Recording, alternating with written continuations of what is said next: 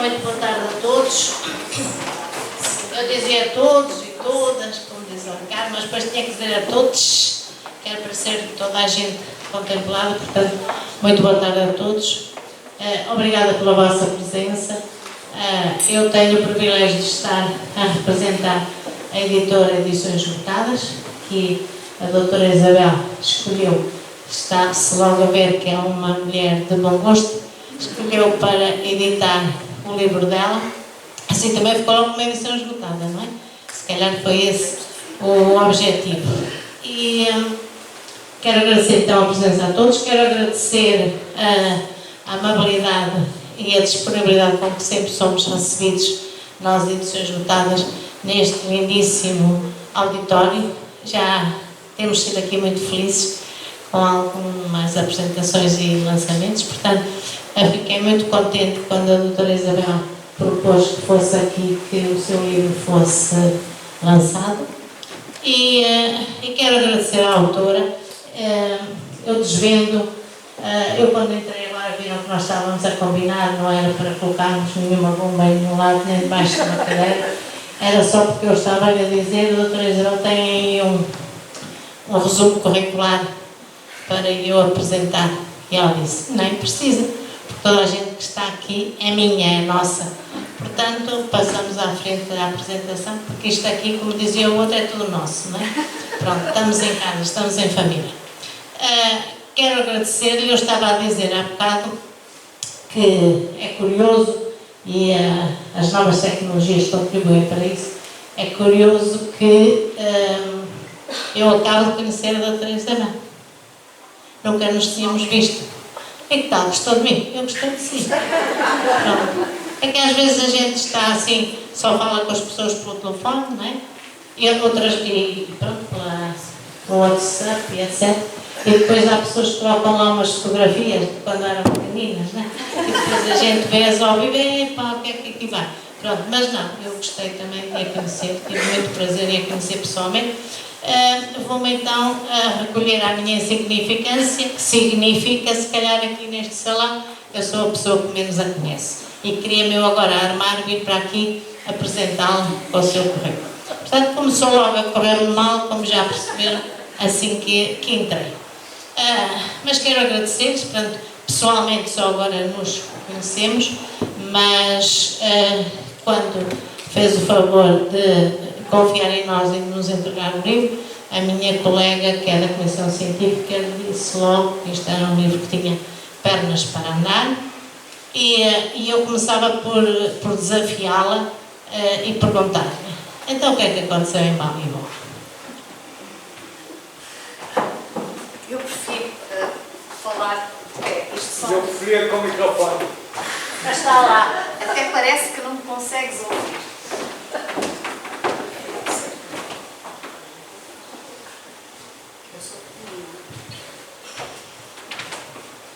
Então, boa tarde e muito obrigada a todos. Como a doutora Teresa disse, é um sábado à tarde e as pessoas que estão aqui escolheram estar aqui e eu sinto-me muito mimada com isso e agradeço-vos imenso. Então, ainda não respondo à doutora Teresa. Começo por lhe dizer que sim, gostei muito de si. E espero que se tenha notado, porque eu tenho uma daquelas caras que falam mais do que aquilo que eu gostaria, muitas vezes. E, como a minha filha me disse uma vez, tu quando gostas das pessoas, nota-se. Só que quando não gostas, nota-se muito mais. Então, Hoje tenho o prazer de vos apresentar o meu quarto livro, o terceiro de contos. Um saiu desgarrado lá pelo meio de poesia. O primeiro chamou-se Maria Lua Cansada de Solidão e tinha o subtítulo E Outros Contos de Enganar o Tempo. O segundo chamou-se Estranha Coisa e o subtítulo era E Outros Contos de Enganar a Solidão. Este chama-se Aconteceu em Balibó e o subtítulo é E Outros Contos de Enganar a Distância. Está mesmo a ver-se porquê, não é verdade? Então, enganar o tempo, enganar a solidão, enganar a distância. Mesmo que a metáfora seja evidente, todos sabemos que estas três entidades não são enganáveis. Não é possível enganar o tempo, não é possível enganar a solidão e, sobretudo, não é possível enganar a distância. Especialmente quando ela não é física. Estas entidades têm as suas próprias matrizes e, quando tentamos fazer alguma coisa contra elas, descobrimos que somos grãozinhos metidos em engrenagens e não conseguimos alterar grande coisa. Então, a capa do meu livro tem um tais, que é isto que está aqui, é este que está aqui pendurado. É um tecido tradicional timorense que é feito pelas mulheres em tiares de chão. Os nossos tiares, especialmente aqui os tiares da beira, são tiares bonitos, altos, com mecanismos.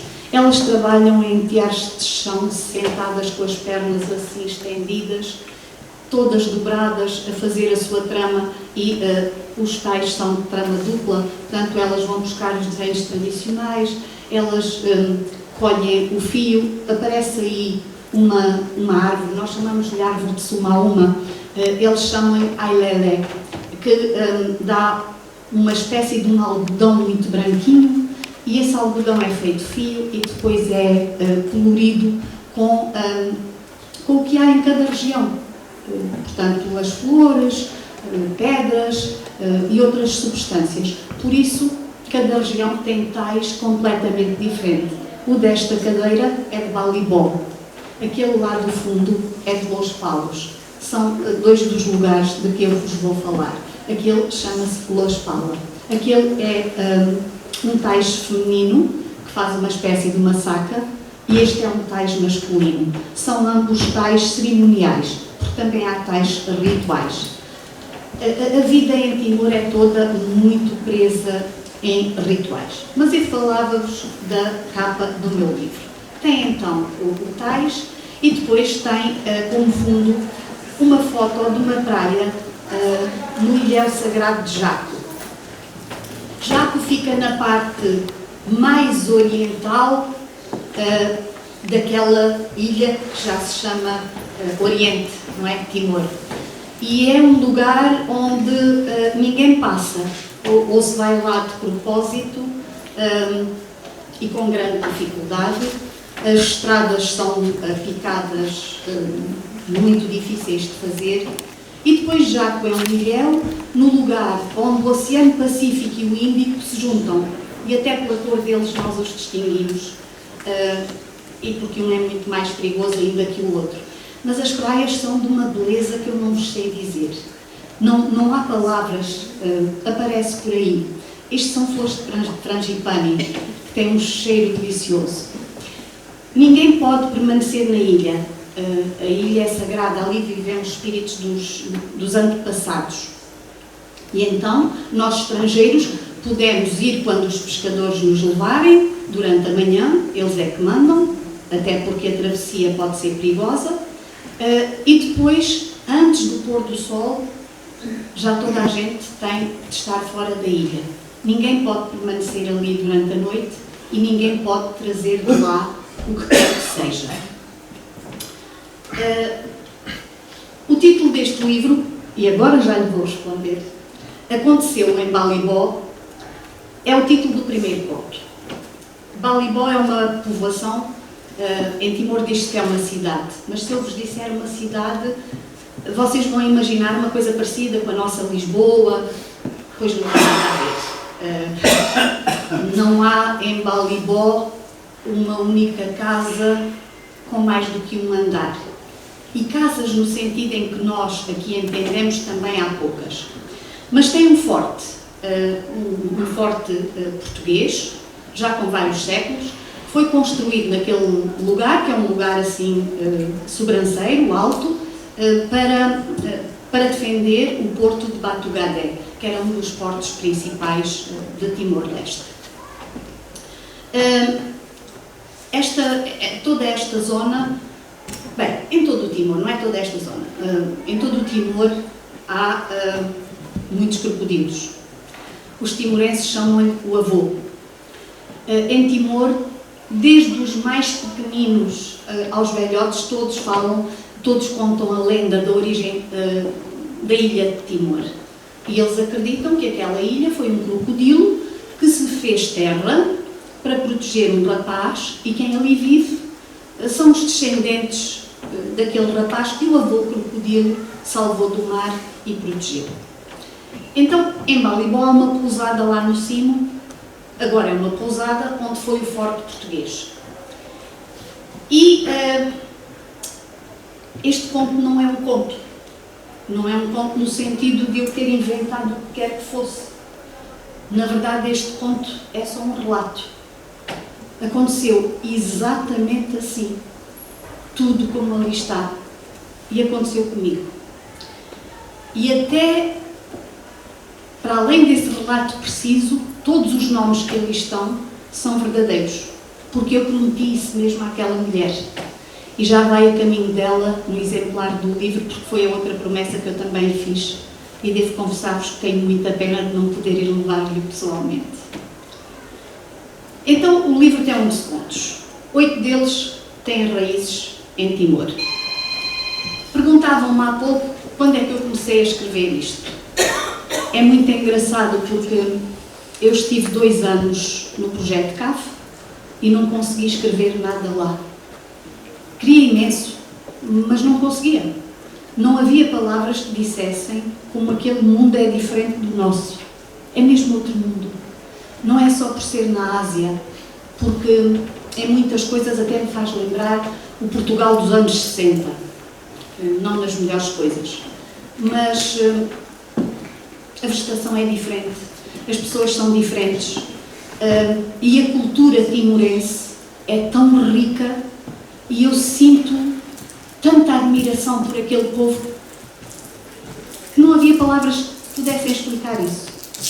Depois, já em Portugal, a pouco e pouco, de uma maneira muito simples,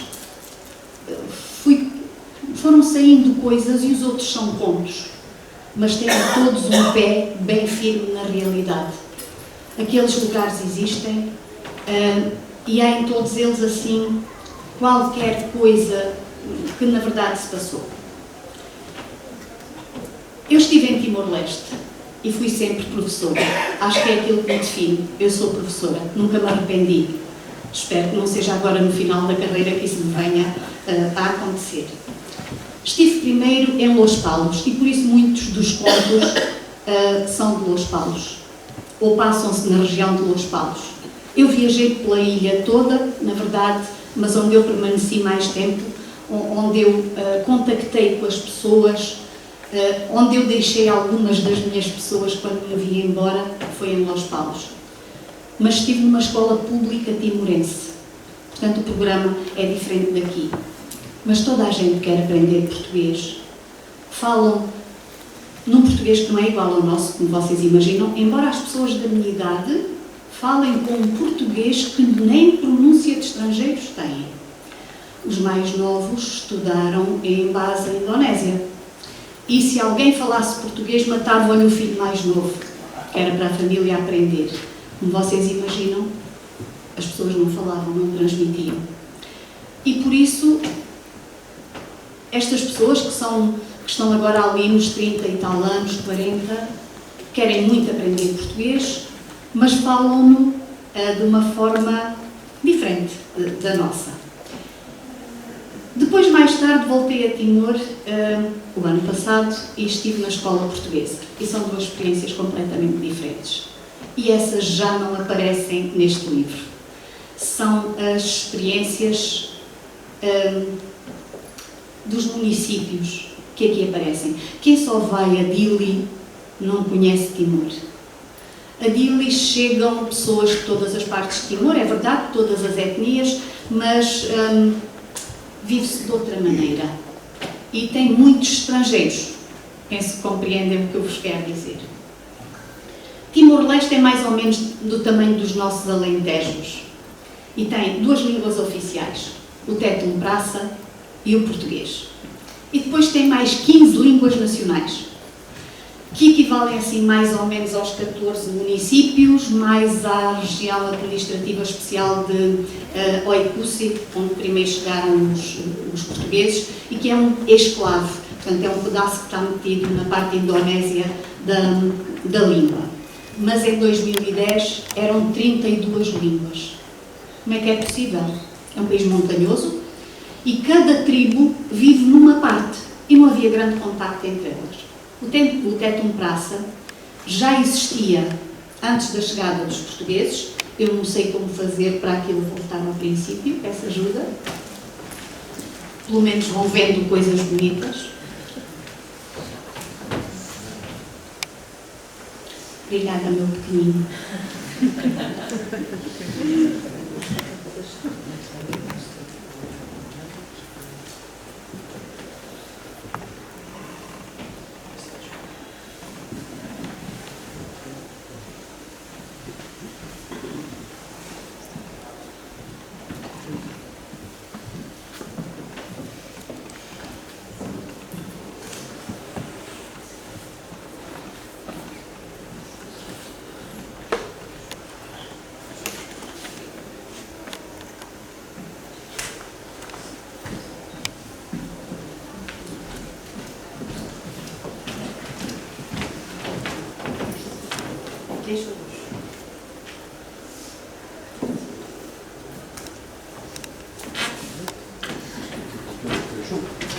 Eu não faço ideia.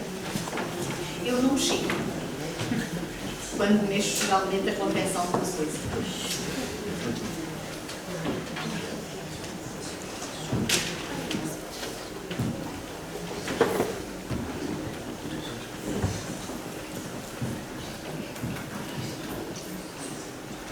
Então já nos podem dizer o que é que aconteceu mesmo em Balibom? Pois, na verdade não. Não?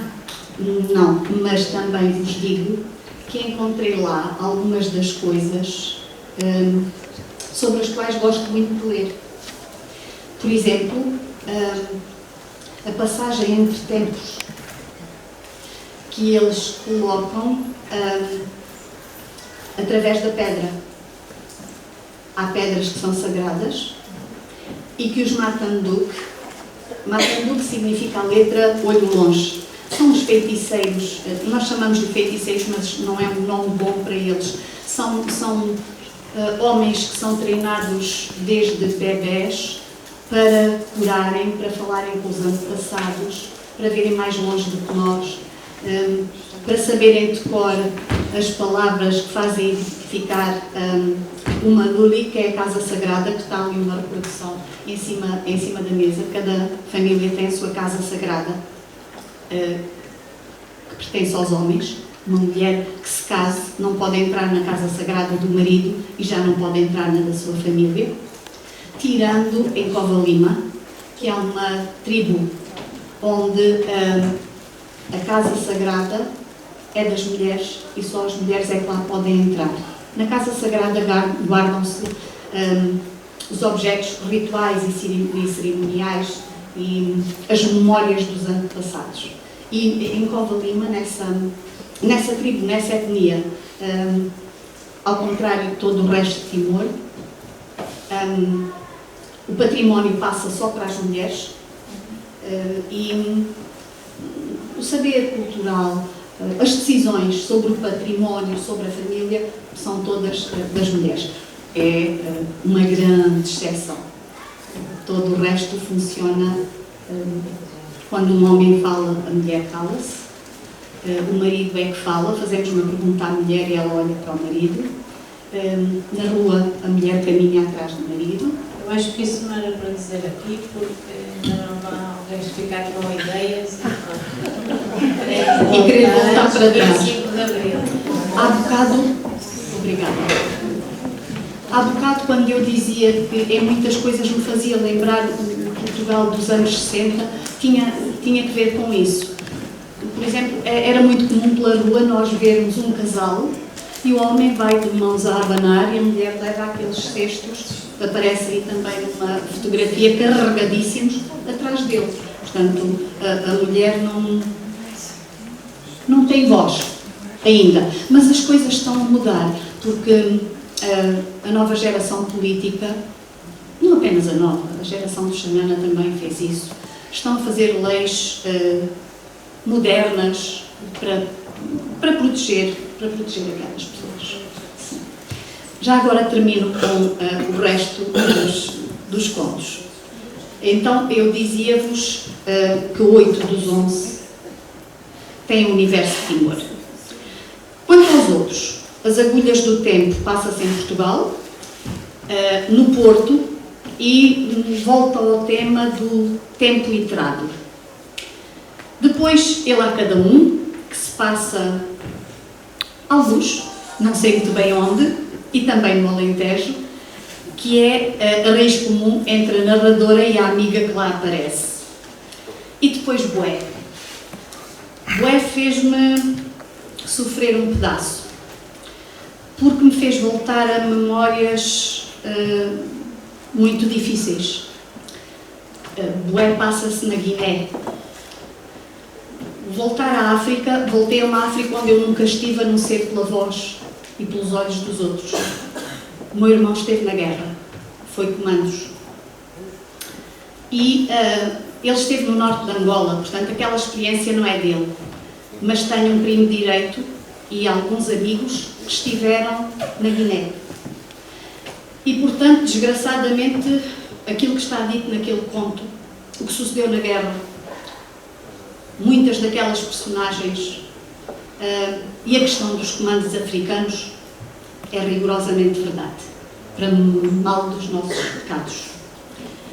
Há dias, uma amiga que já leu o livro, disse-me que durante a leitura teve vontade de me esganar.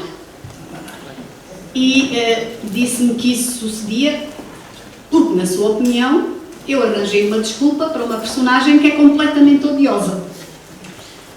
E depois, passado mais uns dias, disse-me também que tinha rido, que tinha dado umas boas gargalhadas e que depois também tinha chorado por causa daquilo que foi lendo. Quanto à tal personagem, se faz favor, não se zangue comigo, está bem? Não fui eu que lhe dei a desculpa, foi o narrador. Eu não estou metida nisso. E olhem, eu fiquei muito contente porque é sinal que os meus contos fazem sentir alguma coisa. Na minha opinião, um conto, um livro, um romance, uma poesia que não nos faz sentir nada, não presta. É um texto bom. Vou interrompê-la, mas antes de mais, leram. A melhor alegria é que se alguém aborda é porque leu, não é? É verdade isso, é verdade. Há pessoas que dizem, eu leio, mas não é para os outros... Eu escrevo, mas não é para os outros lerem. Enfim, eu acho que quando escrevemos é mesmo na esperança de que os outros leiam, na minha opinião.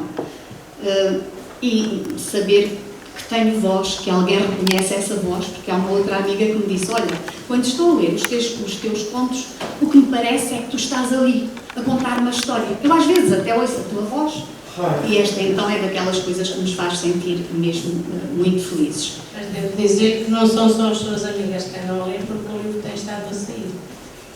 Essa também é uma coisa que me deixa muito feliz. Eu coloquei aqui uma série de fotografias que espero que vos agradem. Isto é o aeroporto, a chegada ao aeroporto em Dili, que é uma emoção, porque durante a noite não podem aterrar aviões em Dili, não há luz suficiente, só há luz elétrica mesmo na parte central de Dili, e o avião, para se fazer à pista, tem que fazer uma manobra em que a asa quase roça no mar. Então os Boeing, o único piloto do mundo que lá aterra é o Mário Alvim, que é português. De resto, mais ninguém se atreve. Então, regra geral, chegamos a Timor ao nascer do sol e vocês não imaginam o que são aquelas cores. Eu não vos sei dizer. São extasiantes.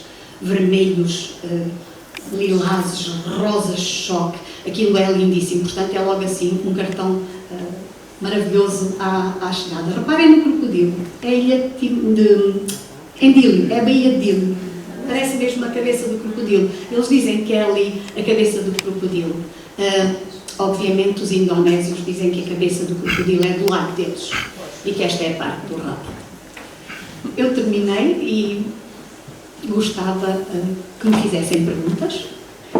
Eu, antes de fazer as perguntas, queria realçar que, não sei se muitos dos senhores que se encontram aqui, se já leram o livro ou não, já tiveram esse privilégio. Se leram, concordarão comigo. Se não leram, vão verificar se eu tenho razão ou não. Que é esta narrativa que a autora, com que a autora nos brindou aqui, quando ela fala tão efusivamente das cores, do Timor, etc., eu penso que é exatamente assim que ela nos descreve certas paisagens, certas situações do livro, o que é também de realçar este aspecto do livro, que é as imagens que a autora cria são autênticas pinturas. Portanto, ela descreve com tanta minúcia, com tanta realidade o que está a ver, e que nós pensamos, como dizia há bocado que a sua colega e amiga dizia que parecia que estava a ouvir a sua voz, e na verdade é interessante isso, porque é isso que se sente quando, mesmo quem não a conhece, não está a ouvir a sua voz, está a ouvir aquilo que está a dizer, como se uma pintura se tratasse. Este seu livro, estes seus contos, são muito ricos em quadros, é como se fossem imagens que saem da própria página do livro, e eu agradeço-lhe por isso. Eu é que agradeço, vou daqui de coração cheio. Agora, se alguém quiser pôr alguma questão, daquelas assim difíceis que é para atrapalhar em se tiverem vergonha, a minha sugestão é começássemos já por a segunda pergunta, porque às vezes as pessoas envergonham-se de fazer a primeira. Sim. Vamos então, segunda pergunta. Quem é? E agora eu aproveito, por razões de... até porque, em parte, dos últimos governadores da Timor eram de Lamego e das minhas origens. Mas espera lá, o que é que disse há bocado? É para o microfone. Como? Ninguém ouve nada. Não, mas é que eu tenho aqui o microfone ao pé. Eu ouço a mim, vou estar na edição e nem vou aparecer. Mas deixa, ou seja, a associação, agora é o seguinte, a Associação Portugal-Timor, aceita exatamente o amigo com quem eu trabalho, portanto são uma série. Uma delas é uma série de novas gerações que vão estudar para o amigo. Uma delas que é sempre todo o espírito, fica nos confins do mundo, e toda a mitologia ligada em relação a Timor, que é riquíssima. Uma delas na Láfara, está lá a figura, ou seja, qual é o ponto de contato, que é uma série de famílias que foram, por diversos motivos, e acabando por lá ficar notas já do século XIX e princípio do século XX, toda essa mitologia continua sempre presente, ou seja, não só na parte do Tíbet, que é o centro, salvo a parte de comunicação em relação ao exterior, mas em relação ao resto, tudo aquilo que está na mitologia, até porque a possibilidade de se movimentar, o Timor não é fácil. Então, deixava essa questão lá. Autora. Eu não tenho a certeza se percebi a tua pergunta, mas a região de Timor, que é menos timorense, é Dili, é já muito estrangeira. Em Dili, desde que se tenha dólares, temos restaurantes chineses, africanos, australianos, de toda a parte do mundo. Há tudo, na verdade. Sim, temos o supermercado mais conhecido é português e os nossos produtos portugueses estão lá todos. A comunidade portuguesa que vive lá é bastante significativa, na verdade. É o centro político, é o centro de decisões, mas todo o resto de Timor vive noutro tempo. E sim, marcado por rituais. A zona onde eu estive, Los Palos, é a zona de uma tribo que se chama os Fataluco. Fataluco é também o nome da língua que eles falam. E tudo na vida deles tem regras, tem rituais. Por exemplo, uma pessoa morre, a filha mais velha tem que organizar todas as atividades. Cada um dos genros tem que dar um cavalo ou um búfalo e uma cabra para serem abatidos, para servir às pessoas que vão ao velório. E nós também não podemos ir ao velório assim, vamos lá não. Primeiro passam um envelope que é para recolher o dinheiro que nós vamos dar, depois levam-nos para um sítio para nos sentar, para nos oferecerem comida, depois levam-nos a ver o túmulo que tem tais por cima, os tais mais preciosos da família, e nós só podemos ir no dia que nos é destinado.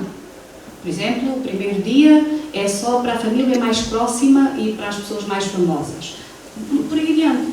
Ou seja, tudo tem rituais. Tudo é feito daquela maneira e não pode ser feito de outra maneira. Na minha opinião, isso é também uma riqueza inesgotável, mas que vai a pouco e pouco desaparecer. Acho eu, com o tempo. Sim?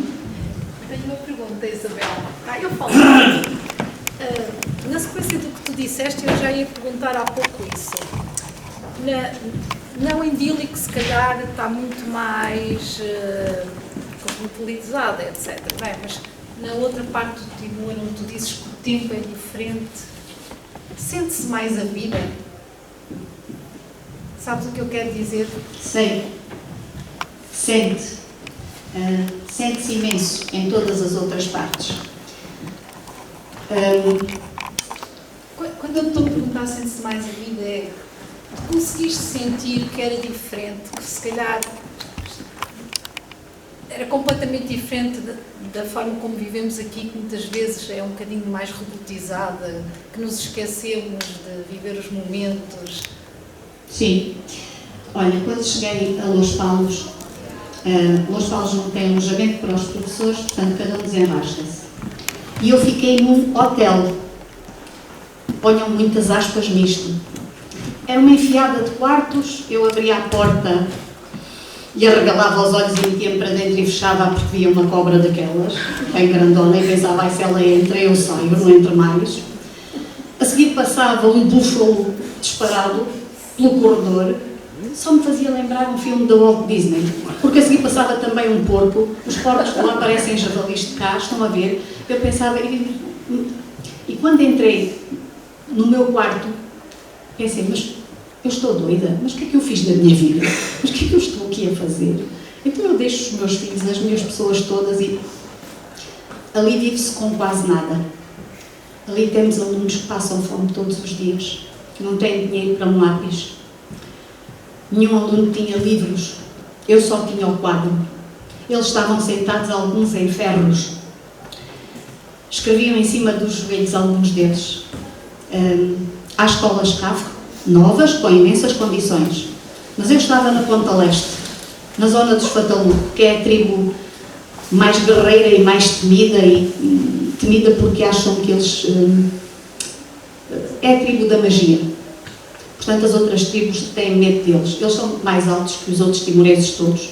No resto da ilha, um timorense típico dá-me, homem adulto, dá-me por baixo do braço. E lá os alunos eram mais ou menos da minha altura. Então sim, ali nós conhecemos as pessoas. Eu fui a um casamento, fui a um batizado, tenho 4 colegas de português, especialmente as raparigas, que me chamam mãe. Quem vê às vezes as coisas que elas comentam no Facebook percebe isso. E eu tenho 2 filhos da barriga e tenho ali também alguns filhos do coração. Criamos ligações puras, que não têm nada a ver com o que é a nossa civilização. E para vocês perceberem como aquela etnia é orgulhosa e é determinada, isso notava-se nos alunos todos os dias, não imaginam. Os indonésios, quando entraram em Timor, entraram por aquela zona de Balibó. A cidade mais importante nessa zona é Maliana, perto da fronteira.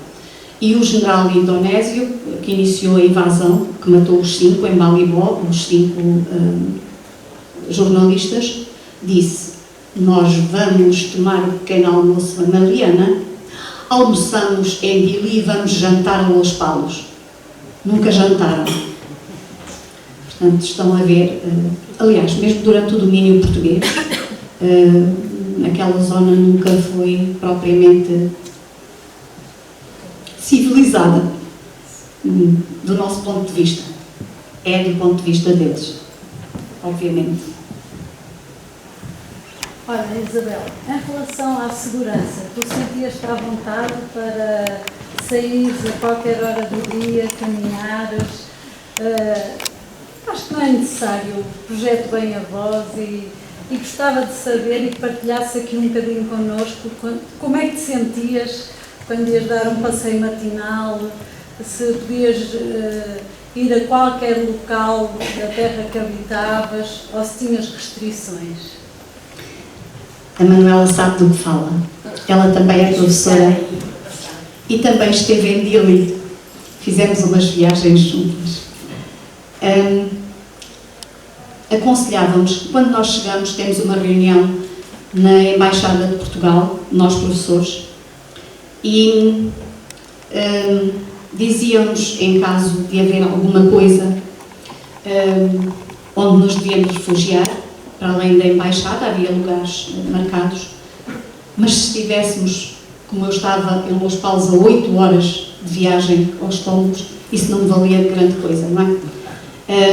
Mas aconselhávamos, mesmo em Dili, a não sairmos durante a noite, por motivos diferentes de Los Palos. Em Los Palos nós não podíamos sair à noite, pela simples razão de que não havia luz e os crocodilos saíam das ribeiras e iam caçar. E nós somos capazes de ser saborosos também. Todos os anos havia acidentes, chamemos-lhe assim. Não são acidentes porque eles são animais e têm que se alimentar. Mas os crocodilos têm dono, que são obrigados a alimentá-lo e falam com eles, com os crocodilos. Perceberam bem? Então, em Los Palos, as pessoas, como sabes, eu gosto de caminhar, ia caminhar direito a um lago que havia lá longe, que tinha crocodilos, e eu ia ver, e um dia encontrei um senhor com uma lipa parecida com aquela que está por trás da doutora Teresa, portanto, um timorense, vestido de timorense, típico, e ele perguntou-me: Manebé, onde é que vais? Passear, porque caminhar eles não sabem o que é, passear percebem bem. É portuguesa? Sou. Então é professora? Sou. Professora, não deve vir aqui sozinha para a montanha, não é seguro. Eu disse: mas eu faço isto todos os dias, acho perfeitamente seguro, nunca nada se passou. Professora, o homem timorense é muito primitivo. E eu fiz de conta que não percebia. Mas olha que até agora, por onde eu passei, as pessoas até tentam sempre ajudar e orientar-me e tal. E é verdade, querem sempre ajudar. É um povo extraordinário nisso. Professora, sozinha não. Mulher sempre é mulher. E timorense sempre é homem. Já em Dili, eu também caminhava sozinha e uma vez, naquela ponte que vai ter ao Timor Plaza, onde era antigamente o Centro de Arte de Mores, já estava a escurecer e eu vinha sozinha. E porque isso já me tinha chamado a atenção e os meus filhos timorenses já me tinham explicado, eu vi que ia suceder.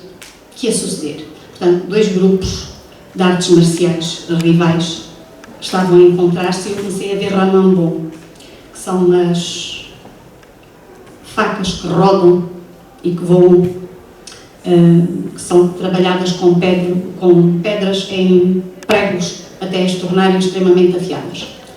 E eu pensei, estou feita. E fui em direção à ponta, atravessei e comecei a andar. Imediatamente parou uma moto com um senhor ao meu lado. Malai, vem. Malai é estrangeira. Não. Malai, vem. Não. Malai, vem depressa. Bem, mas eu também sou teimosa. Não. Pois ele foi o tempo todo pela ponte, até ver que eu estava em segurança, colocando-se a ele e à moto entre mim e os problemas que entretanto começaram, e acompanhou-me até ao fim da ponte. Portanto, não, senti-me sempre protegida, na verdade. E sempre que se dirigiram a mim, foi com o intuito de me ajudar e de me proteger.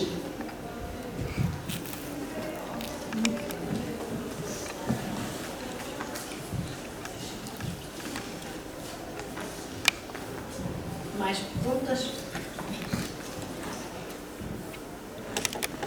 Eu acho que já estão fartos de me ouvir falar de um lugar tão diferente, não é? Reparem nos barcos, chamam-se beiros, têm uma espécie de flutuadores de lado. Uma curiosidade, eram as minhas duas filhas ali naquela foto antes, em Los Paus. A maior parte dos pescadores não sabem nadar. Tal como os navegadores portugueses, eles acreditam que se o mar lhes prova o corpo, depois quer ficar com eles. Agora os mais jovens já todos, os miúdos na praia todos nadam, mas os mais velhos tinham essa crença. Sim, Cátia. Sabes que eu sou muito curiosa, não é? Sobretudo pelo lado do mundo. Eu sei que tu estiveste em África. Qual é que diferenças é que encontraste entre África e Timor? Neste caso a República Popular do Congo e Timor?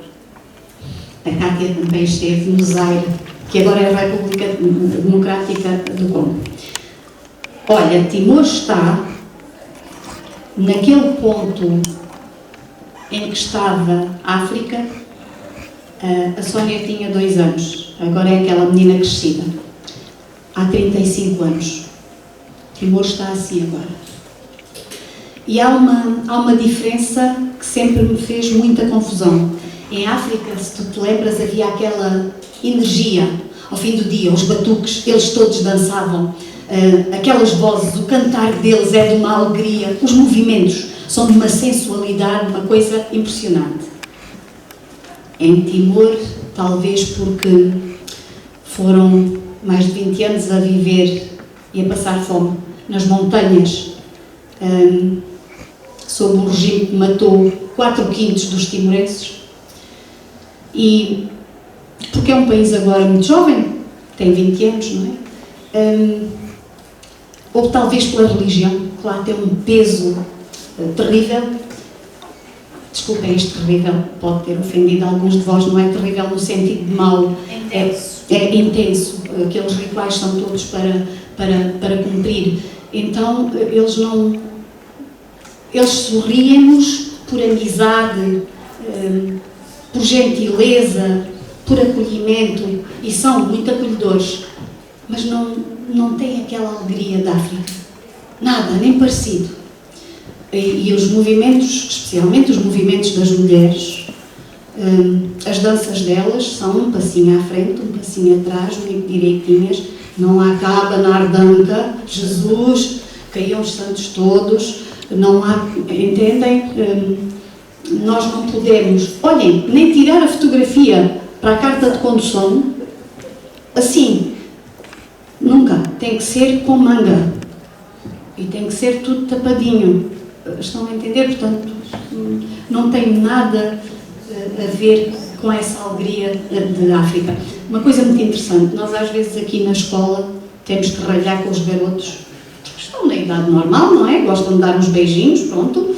Lá, os namorados não se tocam.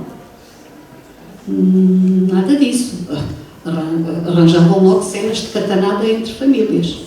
Era uma desgraça. Portanto, os namorados olham-se intensamente, conversam, mas há sempre distância cultural entre eles. Nem às escondidas.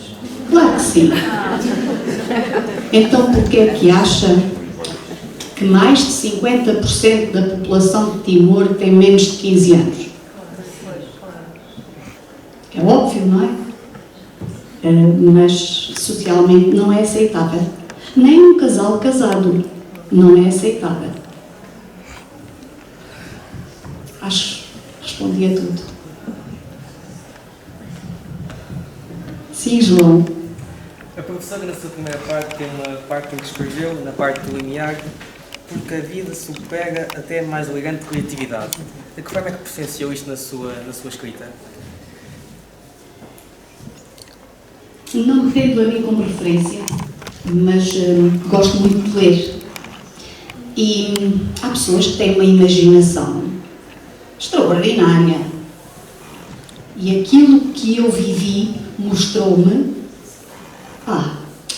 ficam num chinelo à vista daquilo que a vida decide.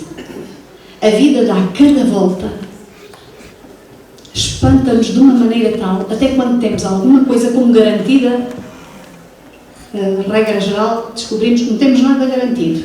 E muitas vezes percebemos que nem nada era da maneira que nós pensávamos que era. Estávamos só a ver as coisas de uma perspectiva e as outras pessoas não a viam da mesma.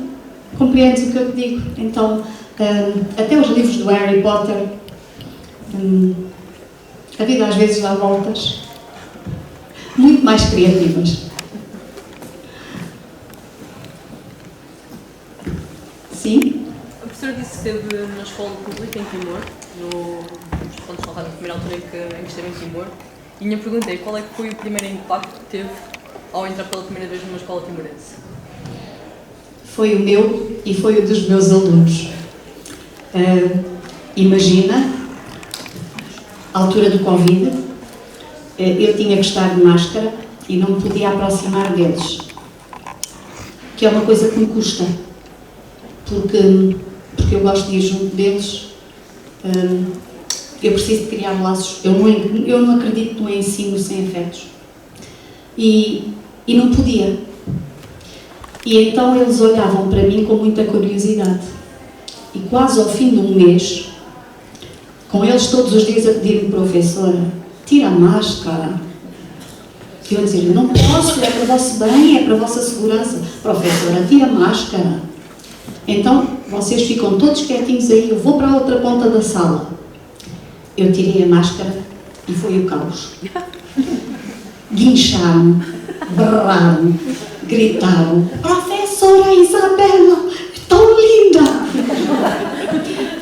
E depois, não contentes com isso, vieram para a minha volta, abraçaram-me e passaram a vida a tocar no meu cabelo, que lhes fazia muita confusão. Pronto, estragámos tudo. Levei um ralhete da coordenadora portuguesa. E apanhou Covid, não? Apanhei, mas não foi nessa altura. Apanhei Covid em Balibó. Então foi isso que aconteceu no Apanhou Covid. Já Não foi. Apanhou Covid. Não foi. Mas só me conta quando cheguei. Não, eu já suspeitava. Cheguei a Los Palos, fiz o teste no centro de saúde, com dúzias de aspas. Imaginei um espaço de terra batida, uns ferros cheios de ferrugem e uns pedaços de madeira onde nós nos sentávamos. Fizeram o teste e estava positivo, e depois fiquei 16 dias presa dentro do meu quarto. E a minha sorte foi que uma colega me levava a comida, porque os funcionários do hotel tinham tanto medo que não se aproximavam da zona do meu quarto. Portanto, eu estive ali completamente prisioneiro. Mas é engraçado que eu passava na rua e as pessoas paravam e puxavam-me pelo braço e olhavam assim para os meus olhos, não é? E havia casais que vinham de moto, paravam e vinham tocar no meu cabelo, porque é branco, porque é diferente, e pediam-me para tirar fotografias com eles. Eu senti-me muito importante em Los Palos, vocês não imaginam, as pessoas paravam na rua para tirar fotografias comigo, jovens também, sem me conhecerem de lado nenhum, e alguns casais punham os filhos ao colo para tirar fotografia. Portanto, eu sentia-me ali muito, muito importante. Mas às vezes também tem outra parte, a cor dos olhos. Uma das vezes, a Joana arranjou maneira de eu assistir a um ritual em que o dono do crocodilo o instruía que não podia fazer determinadas coisas e simultaneamente ensinava ao filho que ia ser o dono seguinte do crocodilo, ensinava-lhe as palavras mágicas para falar com o crocodilo. E eu fui. E quando cheguei, logo ouvi aquela conversa, malai, papapá, malai, papapá, mas de fataluca eu não percebia nadinha. E pensei, mal, isto está difícil, não me vão deixar ficar aqui. A determinada altura, a Joana trouxe o matanduco ao pé de mim e ele olhou para mim e disse: pode. Não tem Rainaim dentro. Pode assistir porque não tem diabo dentro. Pois eu acredito que não é? Sempre acreditei que não. Então o que era? É a cor dos meus olhos, que às vezes ficam cinzentos. E naquela zona de Timor, eles acreditam que quando os olhos ficam cinzentos é porque o diabo está a vir através deles e está dentro da pessoa. O diabo não é na nossa acessão, é um Rainaim, é um espírito mau, que tem prazer em fazer mal e quando vem é para fazer sofrer e provocar, enfim, crueldades. Portanto, também tinha essa parte. Eu tenho uma pergunta. Conte-nos lá então como é que foi esse ritual do crocodilo. Porque eu estou muito curiosa em saber como é que é, se qualquer um de nós pode começar a ir domar crocodilos ou coisa do género. E queria saber se, na verdade, o crocodilo não tinha fome e não comeu ninguém. Esse ritual. Vou-lhe responder de uma maneira estranha. Os timorenses acreditam que o avô não lhes faz mal.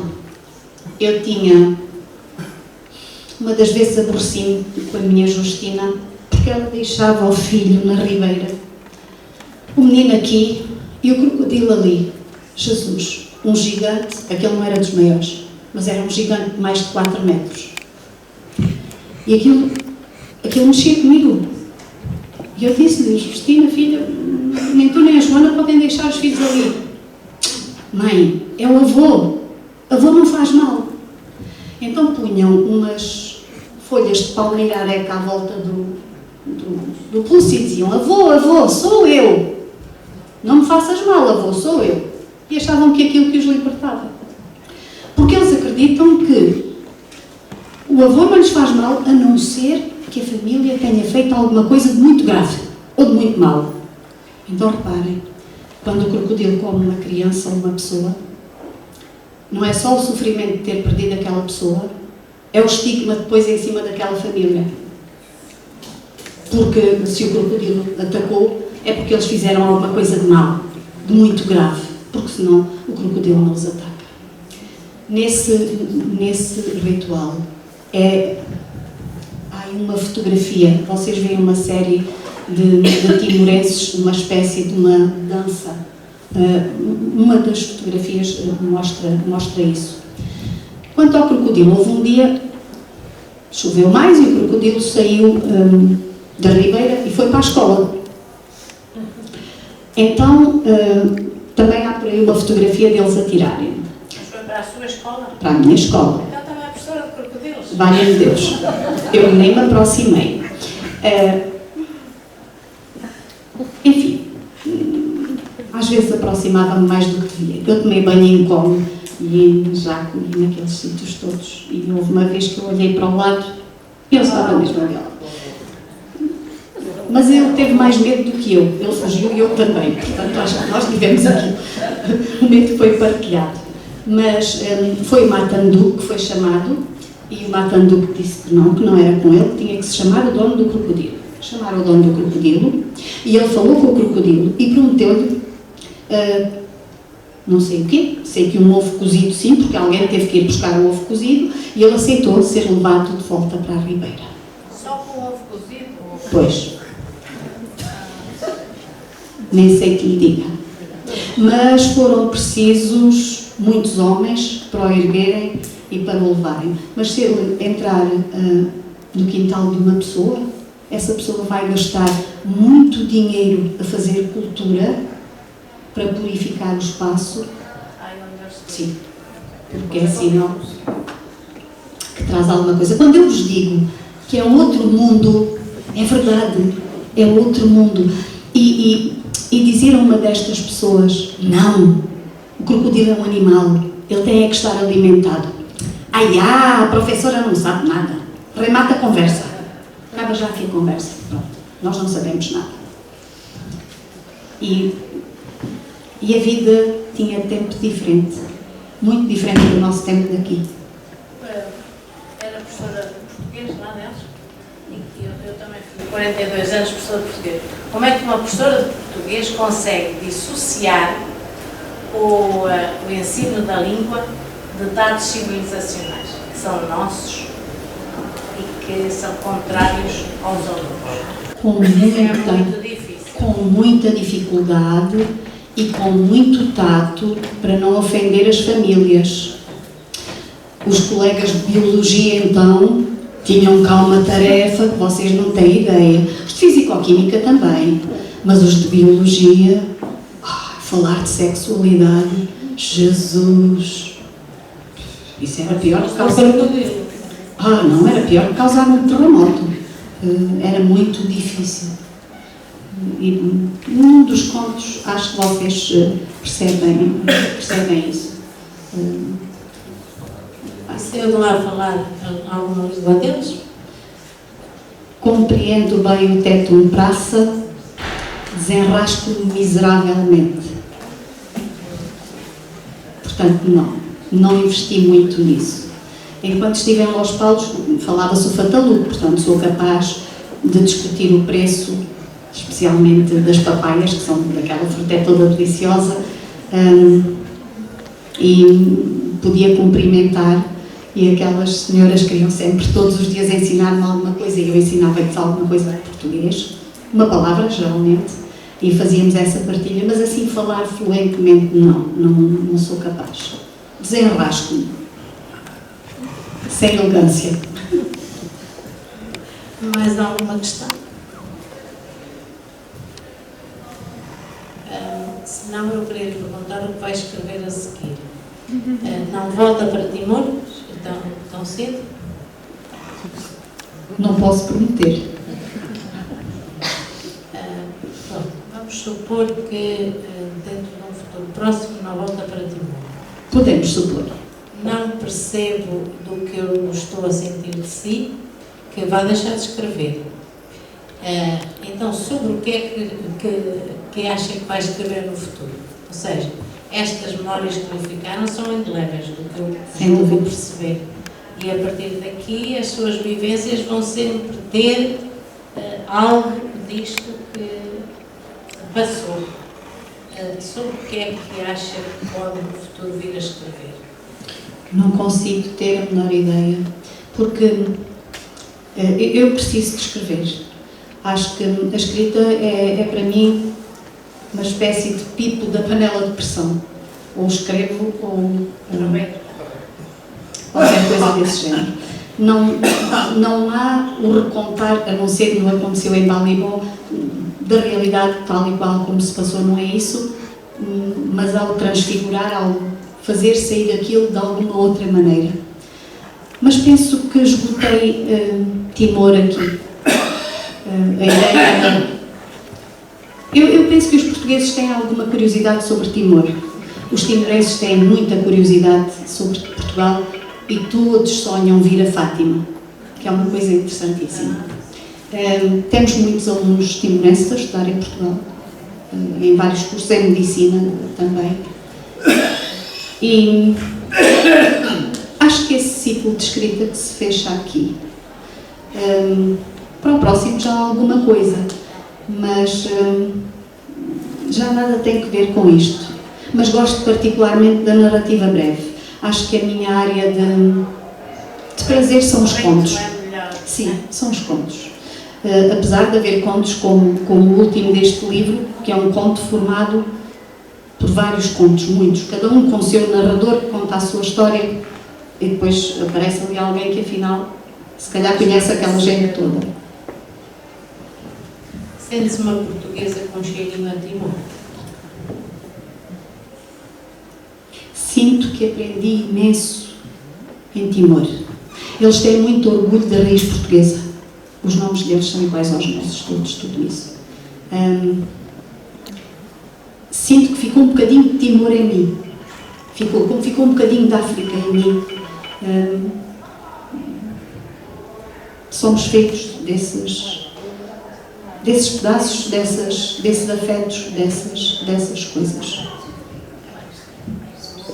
Não sei se alguém quer fazer algum comentário. Então vamos tomar qualquer coisinha que a Ângela já deve ter preparado para nós. Eu acho que tudo o que nós aqui aprendemos, eu por mim falo, merece uma valente salva de palmas.